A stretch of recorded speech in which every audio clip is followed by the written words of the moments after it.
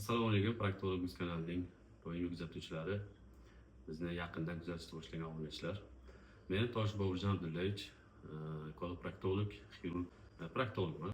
Azizlar, biz ijtimoiy tarmoqlar orqali, ayniqsa YouTube kanali orqali Proktologuz degan kanalni olib borar edik.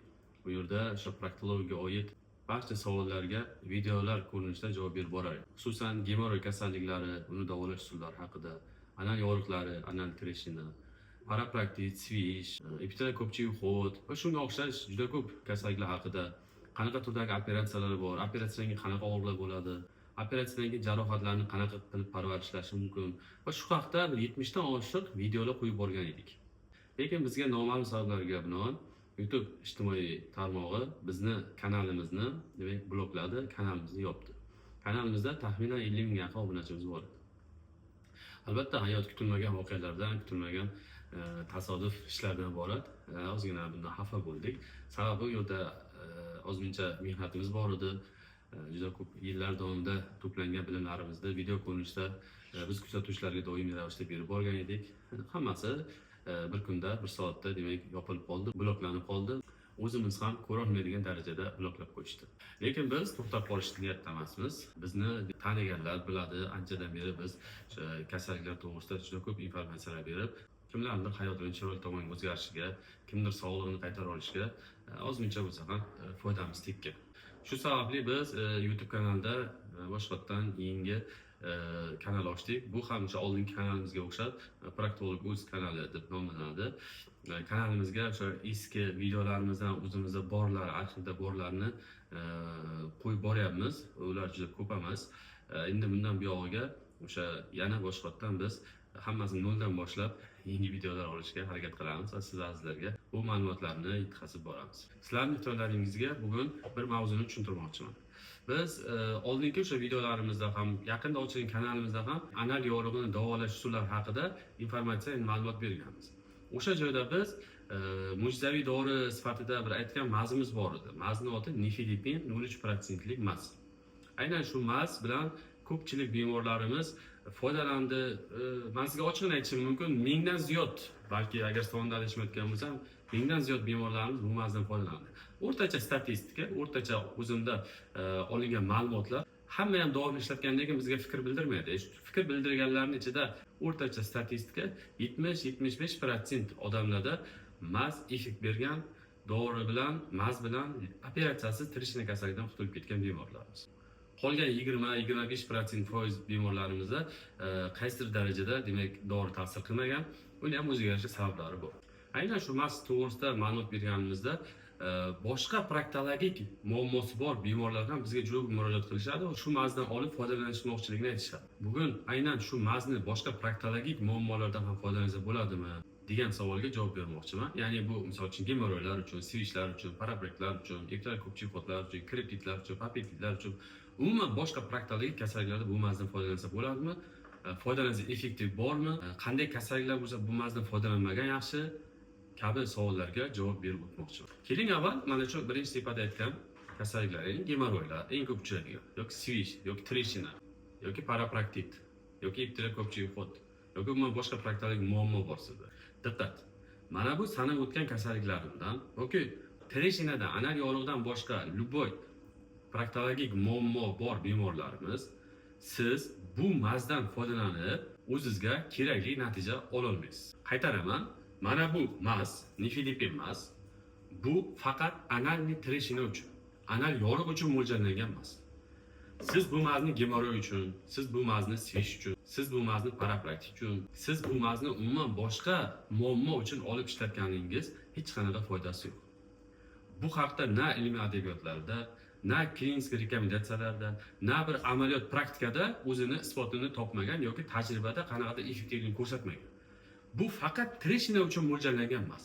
Agar siz analni treshina bilan og'rigan bo'lsangiz, agar sizda analni treshinani o'tkir formasi ketayotgan bo'lsa, yoki o'tkir formasi emas, xroniz formaga o'tgan, lekin hali atrof to'qimasi rubets, ya'ni chandiq bilan yoki granulin to'qimi bilan qoplanib, juda chuqur ketib qolmagan bo'lsa, siz bu mazdan olib foydalanishingiz mumkin va bu sizga yordam berishi mumkin. Bundan boshqa kasalliklarda bu mazni olib o'zingizni qiynab o'tirmang. Ko'pchilik tushunmaydigan bitta narsa bor. Yana qaytaraman. Ko'pchilik tushunmaydigan bitta narsa bor. Nima? Ko'pchilik o'ylashadi, anal trishina va gemoroy yoki switch yoki paraplak bu bitta kasallik deb o'ylashadi. Bu juda ham noto'g'ri fikr, juda ham noto'g'ri fikr. Men tepada sanab o'tgan kasalliklarning har biri bu alohida kasallik. Bular umuman bir-biriga aloqasi yo'q. To'g'ri, qaysidir joyda aloqasi bo'lishi mumkin. Masalan, anal trishdagi paraplak rivojlanishi mumkin yoki shunga o'xshash holatlar. Yoki paraplakdagi switch rivojlanishi mumkin. Lekin bu kasalliklar alohida nozologiya, alohida kasallik va lichinasi ham alohida, operatsiyasi ham alohida, davolashi alohida, hop, tuzalishi ham boshqacha. Ya'ni bir-biriga aralashtirib olish kerak. Bir xillar telefon qilishadi yoki kommentariy orqali murojaat qilishadi-da, doktor, menda gemoroy trishina bor. Yaxshi. Nima qilsam bo'ladi? Men aytaman, sizda gemoroy bormi, trishina bormi? Yo'q, gemoroy trishina bor. Yo'q, shoshilmang. Sizda gemoroy bormi, trishina bormi? Siz aniqlashtira oling birinchi. Bu ikkalasi ikki xil kasallik. Gemoroy boshqa kasallik, trishina boshqa kasallik. Ya'ni bir-biridan farqli olish kerak. Qanday qilib bir-biridan farqli olamiz deydigan bo'lsangiz, kanalimizga o'tasiz. U yerda gemoroy haqida alohida video, trishina haqida alohida video, paraplaks haqida, switch haqida, boshqa praktik kasalliklar haqida alohida video qilingan. Har biri sodda tilda tushuntirilgan.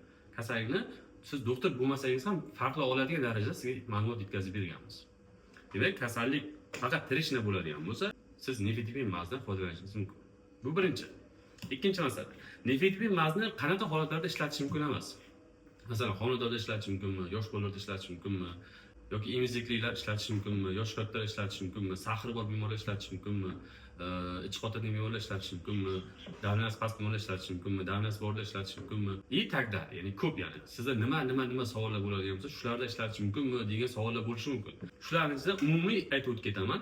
Agar sizda hozir sanamoqchi bo'lgan kasalliklarim yoki simptomlar yoki belgilar bo'ladigan bo'lsa, siz bu marta olib ishlatmaganingiz yaxshi.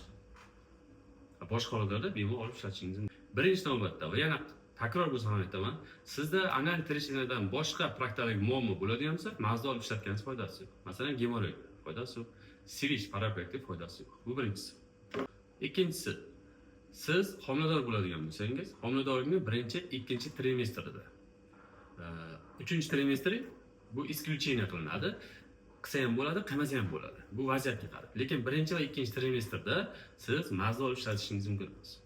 Birinchi, ikkinchi trimestr nimaligini ko'pchilik biladi. Ya'ni har bir trimestr 3 oydan iborat. Birinchi 3 oylik, keyingi 3 oylik, ya'ni 6 oydan buyog'iga ishlatish mumkin, vaziyatga qarab. Mumkin emas, vaziyatga qarab. Keyingisi, yosh bolalarda ishlatish mumkin emas. 16 yoshgacha bo'lgan bolalarda mazda qo'llash mumkin emas. Keyingi tavsiyamiz, davleniyasi past bemorlar bor.